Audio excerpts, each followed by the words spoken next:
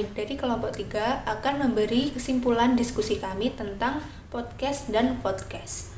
Untuk yang pertama yaitu pengertian dari podcast.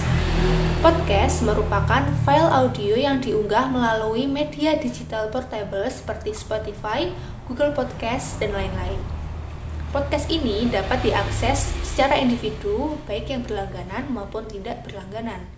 Dan podcast ini bersifat on demand, yaitu dapat diputar secara berulang-ulang. Selanjutnya adalah podcast. Podcast atau yang biasa disebut dengan video podcasting atau vlogging adalah menambahkan video ke file suara. Dan podcast ini juga dapat diakses melalui platform seperti YouTube dan dapat didownload dan diputar secara berulang-ulang. Penggunaan podcast ini juga bermacam-macam, seperti sebagai media pembelajaran, sebagai media hiburan dan informasi, dan sebagai media dakwah. Namun, dalam penggunaan media pembelajaran, podcast ini tetap memperhatikan tujuan pembelajaran yang ingin dicapai. Jenis-jenis podcast. Yang pertama adalah interview podcast. Merupakan podcast di mana host akan melakukan sesi wawancara kepada tamu atau narasumber yang berbeda di setiap episodenya. Yang kedua ada solo podcast atau podcast monolog. Merupakan podcast yang dilakukan oleh host sendiri atau monolog. Yang ketiga adalah multi-host podcast. Merupakan podcast yang memiliki host lebih dari satu.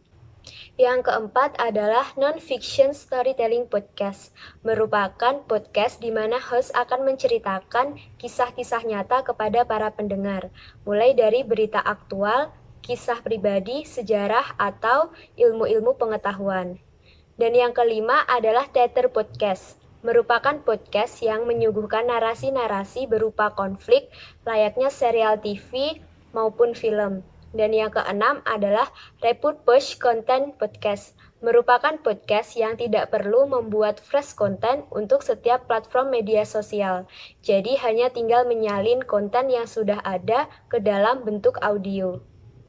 Semua jenis podcast tersebut dapat dilakukan dalam proses pembelajaran MISD, tergantung bagaimana situasi dan kondisinya. Tetapi, untuk media pembelajaran banyak menggunakan solo podcast atau podcast monolog. Selain itu, juga bisa menggunakan non-fiction storytelling podcast, di mana podcast ini menceritakan kisah nyata seperti berita aktual, kisah pribadi, sejarah, atau ilmu-ilmu pengetahuan. Biasanya, jika anak mendengarkan suatu cerita, apalagi kisah-kisah yang nyata, maka si anak tidak cepat bosan, sehingga hal ini mempermudah guru dalam menyampaikan materi pembelajaran.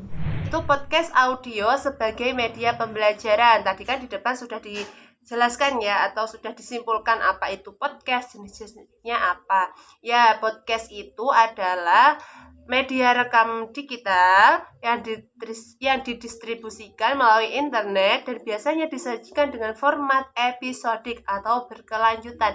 Nah, adapun keunggulannya yaitu yang pertama memiliki efisiensi waktu mengenai multitasking.